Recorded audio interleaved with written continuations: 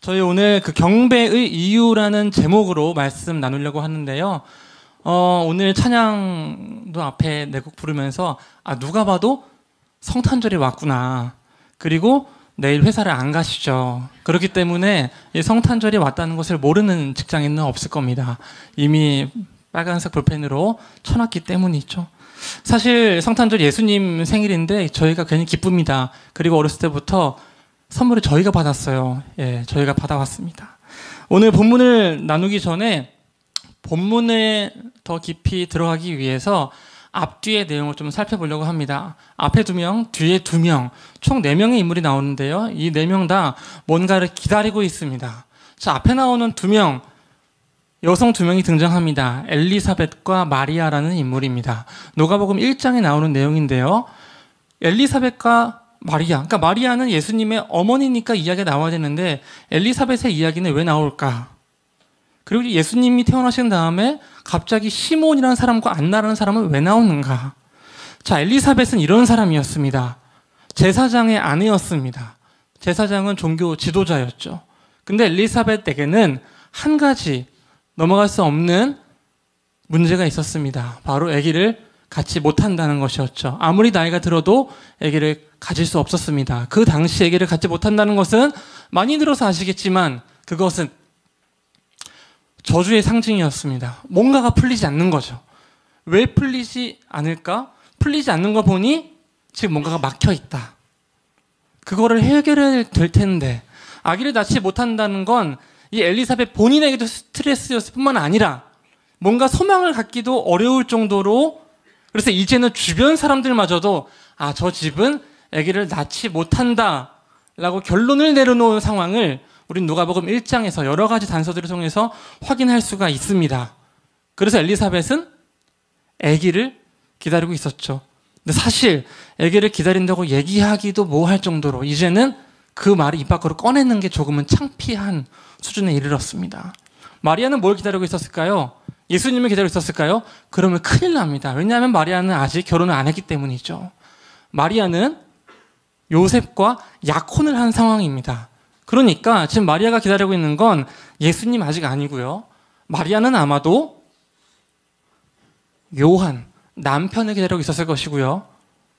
결혼을 기다리고 있었을 것입니다. 자, 뒤에 나오는 이제는 좀 나이들이 많으신 시므온과 안나 두 분을 살펴보겠습니다. 시므온은 죽지 못해서 살고 있었습니다. 이거 어감이 좀 이상한데요. 죽을 수가 없었습니다. 왜냐하면 성령께서 시므온에게 지시를 내리셨는데 너가 이스라엘의 위로 구원자를 보기 전까지는 죽지 않으리라. 이것이 축복인가요? 저주인가요? 아리까리합니다. 시므온에게 이 구원자를 만나기 전까지 죽을 수 없다는 것은 죽지 않겠다는 것은 긍정적인 의미였을까요? 부정적인 의미였을까요? 성경에 보면은 이 두 가지가 중첩하여 나타납니다. 예수님을 기다리는 것이 너무나 큰 소망으로 즐거움도 있겠지만 예수님을 만나고 나서 시몬이 던진 첫 한마디는 이제 저를 놓아주십시오라는 말입니다. 어쩌면 이 기다림, 기약이 없는 기다림입니다. 시몬의 인생뿐만 아니라 시몬의 인생 그 전으로 올라가더라도 이스라엘은 망한 지 오래됐고 이제는 이스라엘을 괴롭히는 그 수많은 국가들 사이에서 신흥 국가인 로마 제국까지 예루살렘으로 밀고 온 상황입니다.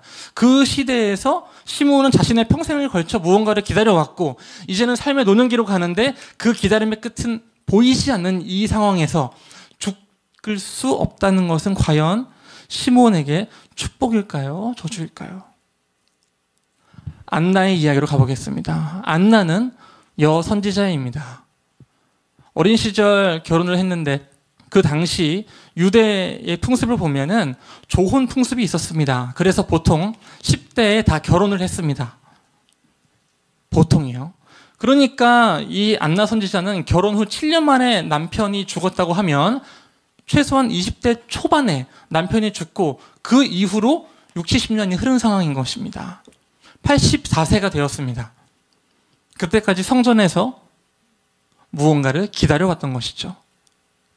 자, 이 네 명의 기다리는 사람들, 엘리사벳과 마리아, 그리고 시몬과 안나. 여러분들이 이 네 사람을 지금 떠올리실 때 좀 어떤 이미지가 그려지시나요? 제 이야기를 듣고 나서. 그들의 기다림이 좀 어떠신가요?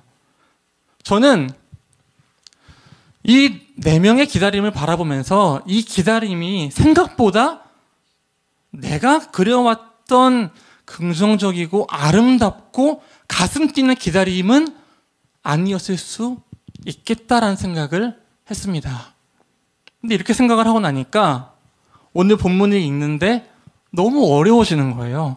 도대체 오늘 본문은 어떻게 봐야 될까? 예수님이 이 땅에 나신 것을 어떻게 해석해야 될까? 이것이 오늘날 우리에게 무엇을 말할까?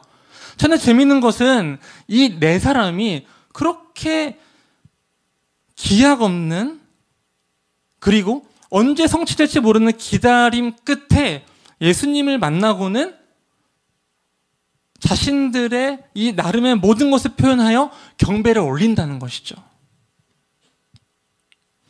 여기서 저는 이 본문을 읽는데 두 가지 어려움이 있었습니다. 첫 번째가 바로 이 기다림의 무게가 어떤 건지 조금 알게 됐기 때문입니다. 기다릴 때 시간이 마냥 흐르지 않았습니다. 기다리면 무언가 완성되지 않은 상태로 계속되면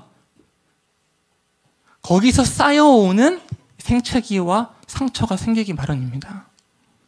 지난 이제 여름에 그 선교를 저 여름 선교를 마치고 나서 그 선교를 이끌어주신 여러 지체분들과 같이 모여서 책을 한 권 읽었습니다. 수치심이라는 책인데요. 그 책의 핵심적인 내용은 수치심을 낳는다는 것입니다. 그러니까 여기서 말하는 수치심은 굉장히 그런 뭐 끔찍할 정도의 나쁜 수치심이 아니더라도 상처를 낳는다는 것입니다. 어떻게 보면 모두가 다 좀 일리가 있는 말이죠. 근데 이걸 어떻게 좀 다르게 풀어볼까? 그 상처를 낳는 결과의 메커니즘은 바로 우리 마음 안에 하나를 상정해보면 됩니다. 그게 뭐냐? 정말 실력 좋은 작가 한 명이 내 마음속으로 들어오는 것입니다. 그리고 이야기를 쓰기 시작하는 거죠. 이야기를 쓰려면 재료가 필요하잖아요. 그 재료가 뭐냐면 내가 마주하는 상황들, 사실들, 현실들입니다. 그러면 지금까지의 경험을 미루어서 새롭게 이야기를 써 내려가기 시작합니다. 이런 식인 거죠. 어떤 한 사람이 저에게 사랑한다고 고백을 했습니다. 여러분에게 사랑한다고 고백을 했어요. 그러니까 이제 너 나 사랑해? 그러면 이 사랑을 받기보다는 내가 지금까지 쌓아온 그 이야기들을 하나로 묶어서 몇 가지 가설을 설정하는 거죠. 너가 이래도 날 사랑할 거야? 저래도 날 사랑할 거야? 그러면서 조건을 걸고 이야기를 쓰기 시작하는 거죠. 너는 나를 사랑한다고 말하지만 결국에는 내가 원하는 이거 하나는 끝내 못 해줘. 봐봐. 너도 결국은 나를 사랑하는 건 아니구나. 이게 뭐죠? 우리에게 주어지는 그 사실들 하나하나, 우리 앞에 있는 팩트 하나하나들을 모아서 이야기를 만들어내고 있는 것입니다. 수치심이 수치심을 낳고 상처가 상처를 낳는다는 그 메커니즘이 바로 우리 안에 한 명의 아주 기깔난, 아주 잘난, 실력 좋은 작가가 생긴다는 것으로 표현될 수 있습니다. 이게 기다림과 무슨 상관일까요?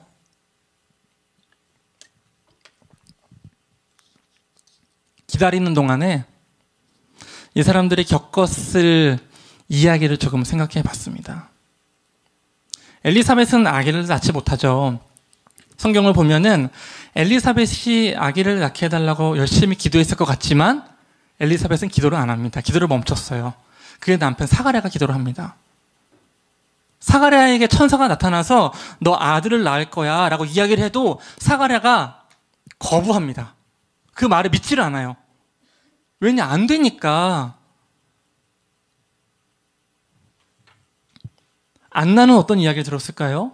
시므온은 어떤 이야기를 들었을까요? 그 기다림의 삶을 걸어가면서 이들이 겪었을 그 삶에 누적되었을 그 수많은 상처와 생채기들, 그리고 이제는 이 기다림을 감히 소망이라고 이야기하기 어려울 단계가 되었을 그 상황을 우리가 생각해 볼 수 있다는 것이죠. 자, 이들의 기다림을 생각해 봤을 때 예수님이 이 땅에 오셔서 이 모든 것이 해결됐다고 하기에는 이들의 이 기다림이 너무나, 한마디로 표현하면 지리멸렬한, 좀 비루해 보이는, 더 이상 이 소망을 말하는 것조차 겸연쩍은 상황이 되는 것입니다. 또 한편으로는 오늘날 우리의 이 현실을 바라보면서 저에게 솔직하게 대입을 해봤을 때 바로 이 12절이 너무나 저에게 어려웠습니다. 12절이 뭐냐면 이렇게 나옵니다. 누가복음 2장 12절입니다. 너희가 가서 강보에 쌓여 구유에 뉘어 있는 아기를 보리니 이것이 너희에게 표적이니라. 무엇이 표적이라고요? 구유에 뉘어 있는 아기. 구유에 뉘어 있는 아기가 표적입니다. 물론 옛날에 제가 이제 모교회 다닐 때 10대 때 성탄절 저희 무슨 연극 같은 걸 하면 제가 이제 그런 동방박사 이런 거 약간 역할을 잘하거든요. 동방박사, 그리고 목자. 그러면 약간 깐족거리면서 오는 역할 있잖아요. 막 괜히 옆에서 말 걸고. 그럼 막 와서 막 온갖 경배와 막 찬양을 하면서 막 기뻐하면은 여기 누워있는 아기 예수님이 있고, 영유아부에서 온 친구 한 명 있고, 그 다음에 저기 이제 청년부 형 누나가 이제 마리아와 요셉 역할을 해요. 근데 거의 사귀는 것 같아요. 약간, 이 형 누나 부부 연기를 왜 이렇게 잘하지? 원래 사귀는 거 아니야? 혼자 이런 생각을 하면서 막 연습하고, 그러니까 우리의 그 성탄절의 이 장면은 너무나 아름답고 즐거운, 너무나 진짜로 뭔가 이 즐거운 음악이 막 나올 것 같은 그런 장면인데, 실제로 제가 그 당시 이스라엘의 문제를 놓고 정말 깊이 고민하던 그러한 종교 지도자 중에 한 명이었다면, 지나가던 그 구유에 뉘인 아기를 보고 정말 이것이 표적이라고 했을 때 과연 나는 믿을까? 라는 생각이 제 마음속에 들어왔습니다. 여러분은 구유에 뉘어 있는 아기를 바라보고 이것이 이스라엘의 위로요, 그리스도요, 하나님이 이 땅에 오심이다. 아까 저희가 하나님의 본체라고 불렀잖아요. 과연 그러한 고백을 하실 수 있으신가요? 다음 날 그 아기는 아무 말도 못해요. 1년이 지나도 그 아기는 말을 못합니다. 예수님이어서 갑자기 폭풍 성장하셔가지고 막 1년 만에 다 크시는 거 아니잖아요. 표적이 우리에게 다가왔는데 그 표적이 실제로 하루, 이틀, 3일, 4일 지나서 아무런 작용을 못하게 된다면 여러분들은 망연자실을 하지 않으시고 그 표적을 표적이라고 확실하게 잡으실 수 있으시겠습니까? 저는 이것이 너무 어려웠습니다. 그래서 이 본문을 이해하는데, 묵상하는데, 그리고 오늘날 하나님이 이 본문을 통하여서 우리에게 무엇을 말씀해 주실까? 이것을 고민하는데 도저히 풀리지가 않아서 이 괴로움에, 원래는 이 본문이 너무나 즐거운 부분이었는데 갑자기 이 본문을 마주하고 너무 마음이 무거워지는 거예요. 나는 감히 거기 따라갈 수가 없는 것 같으니까. 그리고 이 시므온과 이 안나가 너무 멀게 느껴지는 거예요. 시몬을 보면은 이 아기 예수님을 안고 막 이렇게 기뻐 춤을 추면서 축복을 하고 하는데 그 기다림은 그 시몬의 일인 것 같은 거죠. 제가 옛날에 다큐멘터리 하나를 보는데 그 다큐멘터리 영원과 하루라는 다큐멘터리였어요. 뭐였냐면 가톨릭 대학교 100주년을 맞아서 가톨릭 신학교를 연다는 거예요. 저는 개신교 신학교를 다니고 있는 학생이니까 뭔가 이 경쟁심이 발동해서 눈을 이렇게 부릅뜨고 그래 가톨릭 어떻게 하는지 보자 이런 봤는데 그 인터뷰 내용 중에서 20대 초반에 저와 나이가 비슷한 어떤 한 신학생이 이런 PD님과의 대화 중에서 이런 이야기를 하는 거예요. PD님이 막 물어보는 거죠. 아유 여자친구도 못 만드는데 괜찮아요? 그러면서 아유 한창 놀고 싶은 나이인데 그러니까 갑자기 그 한 신학생이 그 PD님을 바라보면서 씩 웃어요. 진짜 그 여유가 있는 그 웃음, 미소. 그러더니 갑자기 피디님 이렇게 바라보다가 저길 바라보는 거예요. 저길 바라보면서 얘기하는 거죠. 피디님, 그거 아세요? 영원한 것을 바라보는 기쁨이 있습니다. 이 얘기를 하는데, 근데 진짜 그 표정은 제가 너무 도전이 돼서 그 표정이 아직까지 잊히지가 않아요. 주기적으로 봅니다. 1년에 한 번씩. 자극을 계속 받고 있어요. 그러면서 저는 저에게 드는 이 도전 질문이, 과연 나는 그러한 표정으로 영원한 것을 바라보는 즐거움과 기쁨이 뭔지 아냐고 얘기할 수 있는가? 시몬을 바라보는 제 질투심인 거예요. 저는 카톨릭 그 대학교, 신학교에 박혀 있으니까 가능하겠지라고 생각을 했던 거예요. 근데 제가 신대원에 박혀 있는데 저에게서는 그 표정이 잘 안 나오는 거예요. 그리고 또 한편으로는 알게 된 것이 있는데, 어느 곳에 있든지 간에, 심지어 시몬이라 하더라도, 수도원에 박히더라도, 그 어느 곳에 가더라도 그곳은 그들에게 현실이고 그 눈빛을 갖는 건 결코 쉽지는 않다는 것이죠. 어쩌면 그도 그 수많은 사람 중에 한 명이었을 수 있는 거죠. 자, 본문으로 다시 돌아가 보겠습니다. 어떻게 경배할 수 있을까요? 어떻게 경배가 가능했던 것일까요? 바로 여기에 신앙의 신비가 숨어 있다고 생각합니다. 첫 번째로, 신앙의 신비는 현실과 사실들 속에서 진실을 발견할 수 있는 힘입니다.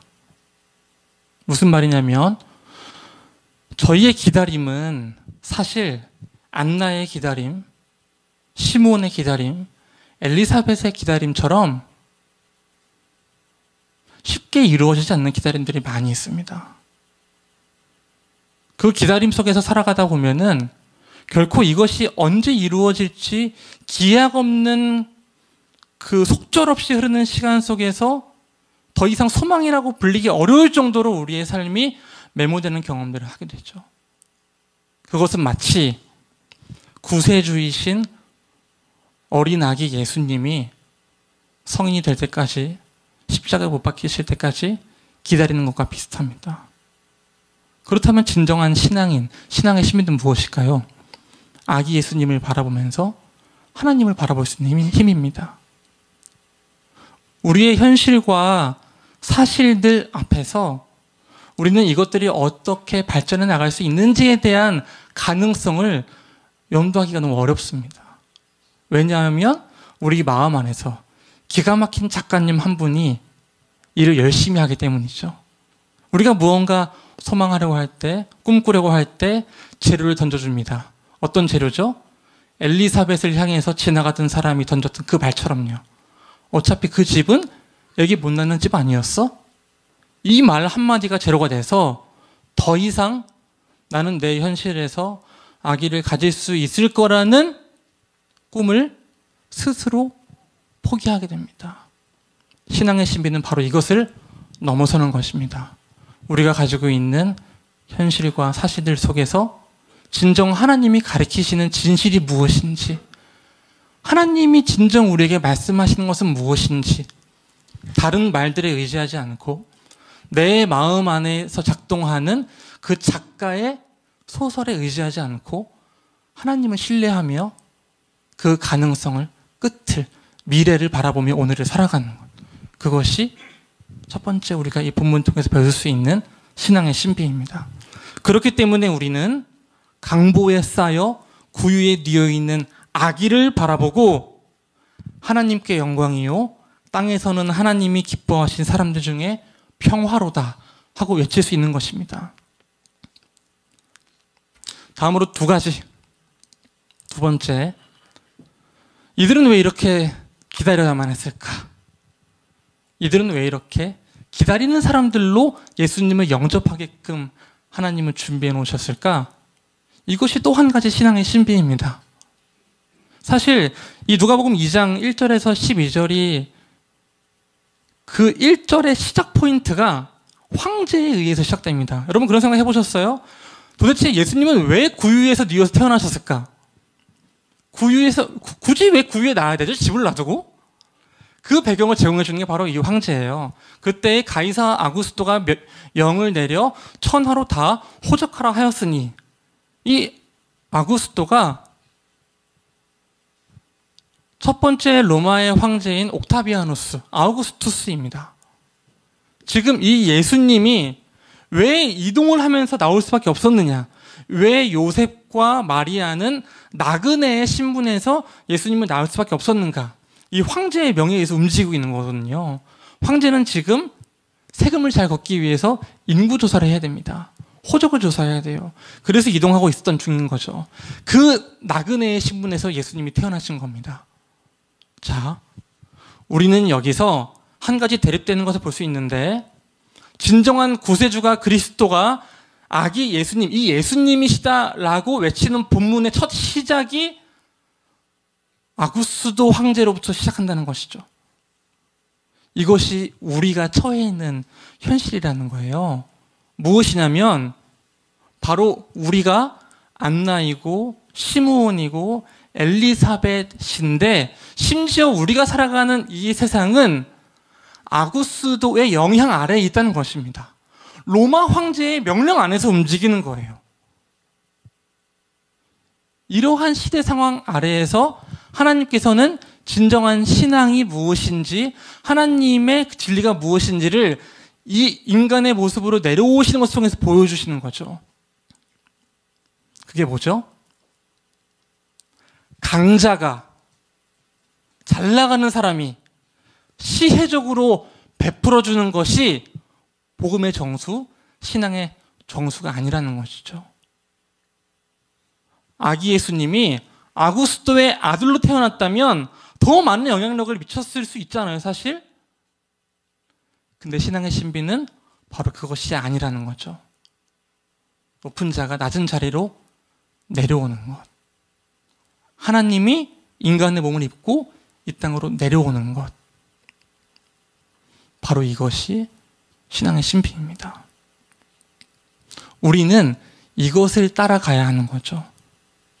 그리고 예수님께서는, 하나님께서는 이 본문을 통하여 이 기쁜 복음, 좋은 소식을 받는 것은 바로 그 여러 가지, 기도로 잘 준비된 사람, 무언가 잘 축제를 한 사람, 물론 기도로 잘 준비하는 건 너무나 중요하죠.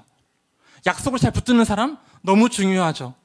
하지만 지금 이들, 엘리사벳과 시므온과 안나는 어쩌면 성령님이 그때 나에게 주신 음성이 정말 확실한가?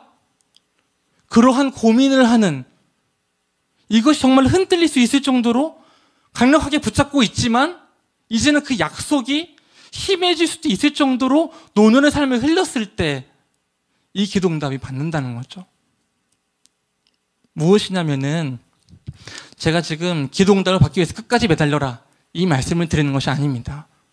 어쩌면 하나님은 그 약속이 희미해지는 무렵에 갔을 때조차도 너희들에게 내가 가겠다는, 이 땅에 더 이상 절망과 소망이 이제 더 이상 없어서 절망으로만 가득 차고 한숨만 팍팍 나오는, 이제는 로마 군대가 밀려 들어와서 더 이상 어떻게 할 수는 없겠구나, 심지어 이제는 로마 황제의 명으로 모든 유대 백성이 움직여야 하는 그 상황에서 내가 내려가겠다라는 것을 보여주시는 겁니다. 이것이 우리가 받아들여야 할 두 번째 신앙의 신비입니다. 말씀을 맺겠습니다. 얼마 전에 저의 이제 그 목회 스승님이 또 한 분 계시거든요. 송 목사님을 제외한 유일한 한 분인데요. 그 한 분과 좀 이제 대화를 나누는데 그 한 분이 저에게 이런 이야기를 해주시는 겁니다. 자신이 어느 그 성탄절 예배에 참석을 했는데, 그 성탄절 예배에서 너무 잘 디자인이 돼서 너무나 좋은 순서와 여러 가지 음악들, 그리고 정말 거기는 너무나 커서 세련된 장래의 어떤 그 유명한 아나운서가 진행하는 그런 이제 예배에 가서 예배의 흐름 속 안에서 몸을 맡기고 있는데, 때마침 정말 이제 아이러니하게도 그 교회당 밖에서는 그 철거민들이 이렇게 조금 추위에 떨면서 있었던 거예요. 근데 이제 본인이 이제 그 철거민들 사이를 이제 지나서 예배당으로 들어가서 예배를 드리는데, 갑자기 이제 불현듯 그런 이제 생각이 든다는 겁니다. 하나님께서 이 땅에 오셨다는 것을 우리가 신학적인 용어로 성육신이라고 말하는데, 우리 교회들은 이제 너무나 안정되어서 성육신이 뭔지, 성탄절이 뭘 의미하는지, 예수님의 생일이 뭘 의미하는지, 그리고 신앙의 신비가 무엇인지 너무나 잘 알고 있다는 거예요. 근데 문득 밖에서 그 철거민들과 마주하고 들어오는데, 우리에게는 과연 성육신의 교리, 그걸 넘어서 성육신의 신앙이 있는가? 돌아보게 됐다는 거죠. 그러면서 저에게 물어보시는 거예요. 너는 혹시 성육신의 신앙을 갖고 살아가고 있냐? 이렇게 물어보시는 거예요. 성육신의 신앙을 가지고. 너는 혹시 하나님은 낮아지시려고 끝까지 낮아지시려고 그 나그네가 되었던 요셉과 마리아의 그 부부의 관계 안에서 성령에 잉태되어서 심지어 그 차가운 구유에 여물통에 누이셨는데, 너는 혹시 높아지려고만 하고 있지는 않냐는 거예요. 그러면서 막 본인도 막 성찰하고 하시는데, 제가 그때 갑자기 눈물이 핑 돌면서, 저는 지금까지 이 성육신의 교리가 얼마나 설득력이 있는지, 얼마나 우리에게 중요한지 많이 이야기를 했지만, 내가 이 성육신의 삶을 어떻게 살아가야 하는가에 대해서는 정말로 고민하지 않았구나, 이런 좀 생각을 하게 됐습니다. 즐거운 성탄, 그리고 너무나 아름다운 예수님이 태어나신 이 날에 한 번쯤은 우리가 이런 것들을 고민해보면 좋을 것 같습니다. 과연 나는 성육신의 삶을 살아가고 있는가? 그러면서 다시금 경배의 이유에 대해서 찾아보는 거죠. 찬양팀분들 나와주시고요.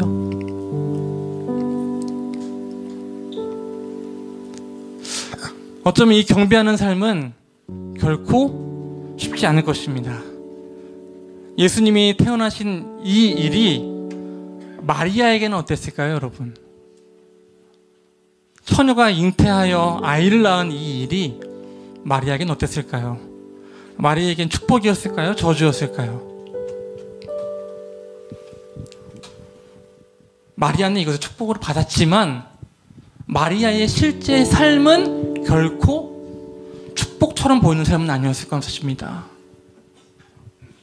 성경에 보면 마태복음에는 요셉이 마리아를 의심하는 것 같은 장면이 등장하기도 합니다.